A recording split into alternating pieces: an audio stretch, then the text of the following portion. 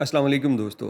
Absher account के मुतालिक एक नई अपडेट और एक सवाल जो आप लोगों की जानिब से पूछा जा रहा है कि हुरूब को ख़त्म करने की ख़बरें सामने आ रही हैं, तो हमें बताएं कि हुरूब कैसे ख़त्म किया जाए। तो इन दोनों चीज़ों को हम इस वीडियो के अंदर बयान करेंगे। सबसे पहले बात कर लेते हैं अबशर अकाउंट की।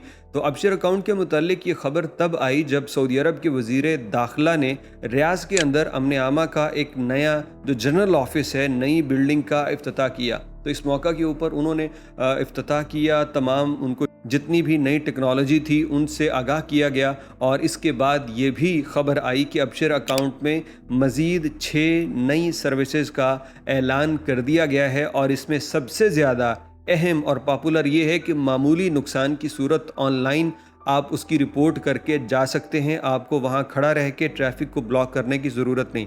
अगरचे किसी न किसी तरह ये सहूलत पहले भी मौजूद थी, ये हम क्लियर कर दें, लेकिन लोग उसको बिल्कुल इस्तेमाल नहीं करते थे। लोग कहते थे कि अगर ऑनलाइन रिपोर्ट करके गए तो मामला हमारे ऊपर आ जाएगा। ऐसा नहीं है।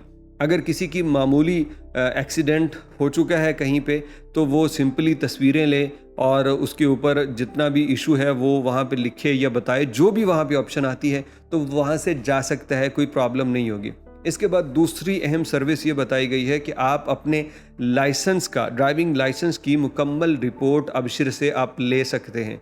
अब ये पहले भी है या नहीं, मैं चूँकि 8 साल से सऊदी अरब से वापस आ चुका हूँ, तो बहुत सी चीज़ें ऐसी होती हैं जो मैं उसको करंट टाइम पे वेरीफाई नहीं कर पाता। तो आप बताइए कि ये ऑप्शन पहले थी या नहीं। इसके बाद तीसरी अहम ये है कि कोई हादसा हो गया है तो उसकी मुकम्मल तफसील भी आप अबशर अकाउंट से ले सकते हैं। अगर आपका कसूर बनाया है नजम वाले ने या दूसरी पार्टी का कसूर जो भी है, तो वो मुकम्मल डिटेल आपको वहीं अबशर अकाउंट से मिल जाएगी। इसके अलावा भी 3 मुख्तलिफ वहाँ पे सहूलियात मुतारिफ़ कराई गई हैं, जैसे कि गाड़ी का जो रजिस्ट्रेशन सर्टिफिकेट है वो आप अबशर से ही अब प्रिंट कर सकेंगे।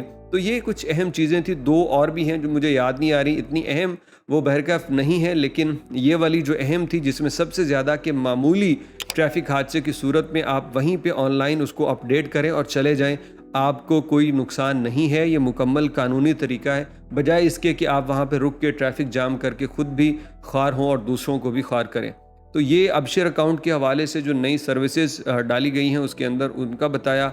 अब हुरूब का सुन लीजिए। हुरूब के मुतालिक बहुत से लोगों के ये कमेंट हैं कि हमारा हुरूब 5 साल पहले, 6 साल पहले, 2 साल पहले कफ़ील ने दे दिया था, तो हम क्या करें, इसको कैसे वापस करें। अब नए कानून के तहत सुना है कि उसको ख़त्म कर दिया गया है। तो भाई हुरूब का जान लीजिए कि हुरूब ख़त्म नहीं किया गया।